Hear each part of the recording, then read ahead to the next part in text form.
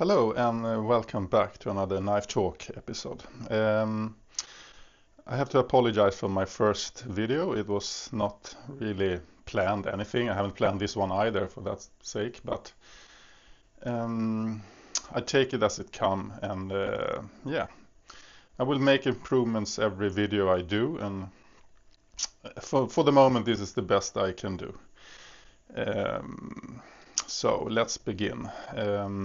Last video I told you about fishing night. I've been doing a lot of fishing in my life, and actually the knife I showed you wasn't the one I've used. I showed you the top one, and it's actually a newer model from the one I had. This is the one I used. It has been polished once at least. And it's kind of more roughed up. You can see it's missing a what's it called? I don't know what it's called in English, but anyway, you can see on those two, it's pretty cool actually, that this is new. It has never been used actually. I bought it second hand. It's totally mint.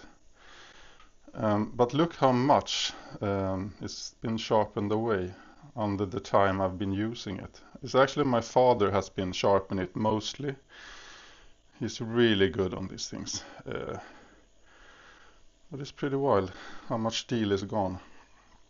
Otherwise they are without, this is without the hole, but I think actually this is a drilled hole, if I remember right. It could look like that when you look at it, that it's been chipped off when the drill went through, but I can't remember. And actually the sheet from the old one is gone. My father used it for a repair once. I was very upset with that because I left it in the house where we used to live, and they moved a couple of times, and he had a garage in where they live now, and he actually cut it over here to use this leather for something. I'm not sure what he used it for, but so the knife was actually sticking out when it was hanging in his tool shop, and I was like, what is this? And that was a black sheet. It wasn't like brown, but you know, I can't really blame him. I might have done the same solution if I needed some leather for some repair.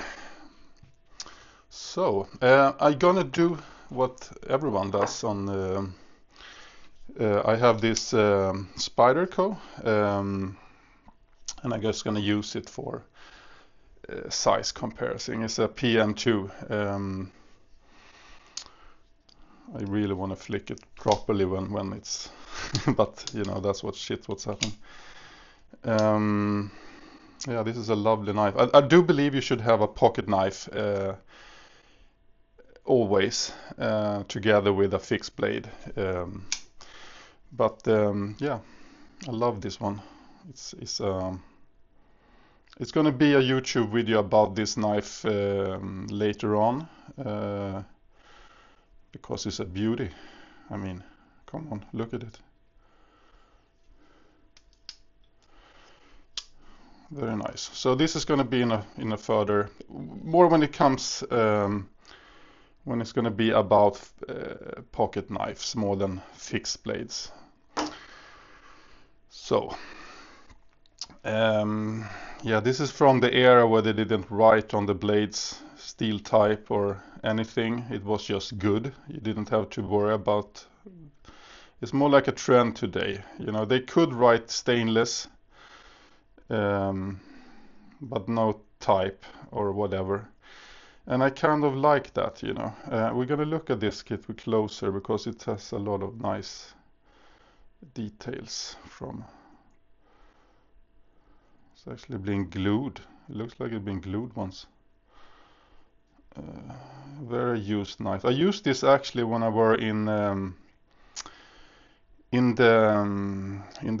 Navy.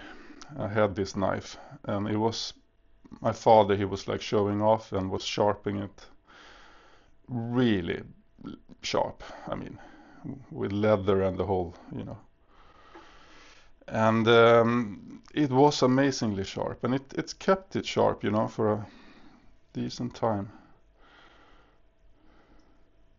So the steel then was just good. I can't just like really. I'm not a nerd. I like, you know, the Spyderco PM2 with this like super steel.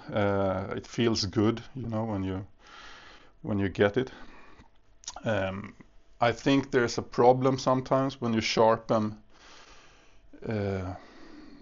steels that's too hard, you know. It takes forever. I mean, and it's not fun, and really. Anyway, this one is not the same knife. It is a bit different. I mean, this is as well a little bit different towards each other, but it's the same era kind of. And maybe this came a couple of years later, but you know, the idea is there. This one is a little bit stranger. It's actually a used knife I bought. Let's put these ones aside. It's really special because, yeah, you can see stainless, Mora, Sweden, kind of the same technique. But what I've seen on this one, I'm gonna zoom in for you, is that it has kind of a gap for the blade. I believe there might be to make the blade flex a bit, because it's not going from each other, you know, and it doesn't look used. Otherwise I could maybe believe there was some kind of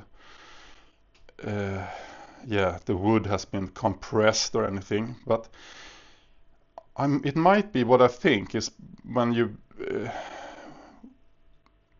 use it and you have to bend it, it has some flex, you know.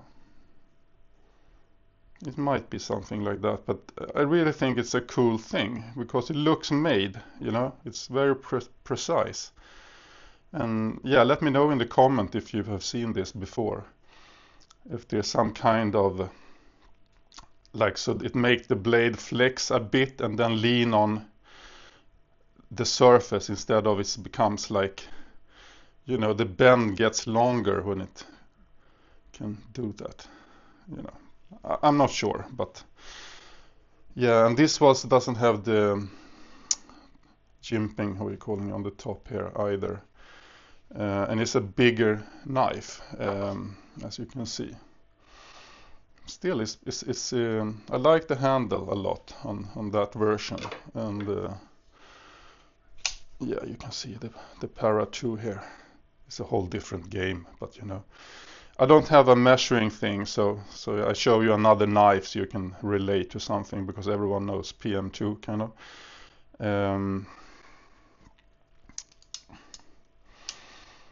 So yeah, there was a little bit from today. I will try to make a video like more or less every day now, because it's kind of interesting, and I get more used to talk. I mean, I'm a human and I can be shy, and this is very new for me to speak and hear my own voice. My first video, I'm breathing a lot, and the mic was very close to my mouth, like, you know, Darth Vader, almost, you know, I'm not your father. So I will make it better and better, and hopefully this is going to be very nice, and I'm going to do more research about my knife, because I'm actually not that nerdy about producers, and you know, I said cold steel instead of real steel, and I didn't know real steel so much, and I checked up on them, and it's really nice, you know. This knife I bought secondhand, the yellow one. I'm gonna talk about that one further on as well, like a little bit more in detail. So I mean, we take it as it comes. I have bigger knives as well as this one, This is very nice. One example I got secondhand as well. Amazing. I can't really find anything on it online, so I will need some help to figure that one out. There is some names on it, so that's going to be like a cool video for the future, for sure. So.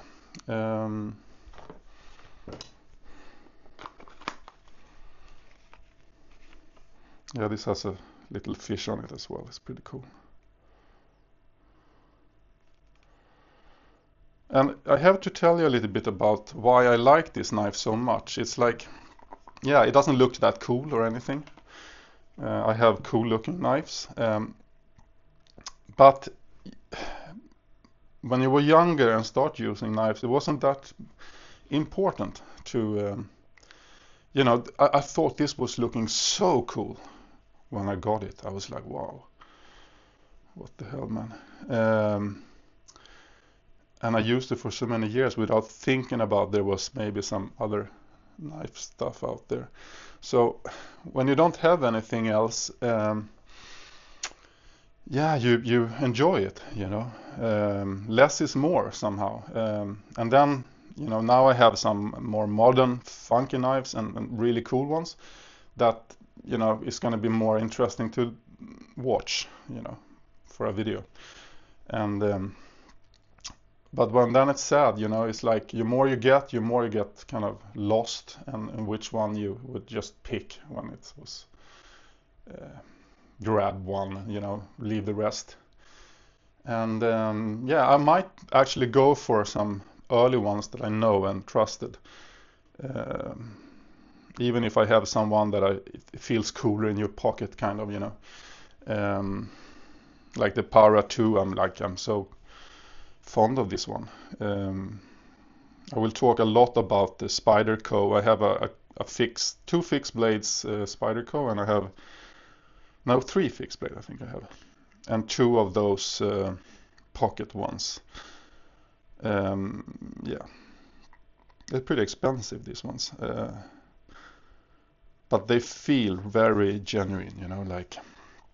So I will talk a lot about this kind of more high-end stuff, you know, not high-end, but, you know, it's not the wildest you can have, but still, with my money, is pretty neat. So they will come in the future for a video. So I guess that was everything for now. I have a little cold as well, and it will be, you know, better. I think the lighting is working, so we will work with that, maybe a tiny bit. And yeah, I hope you enjoyed it, and then please make some comments if you want to, you know, whatever you want to ask. I will do it better and better, and this is how it is for now. So enjoy your day and weekend. I will, and take care of yourself. Don't cut your fingers. It happened.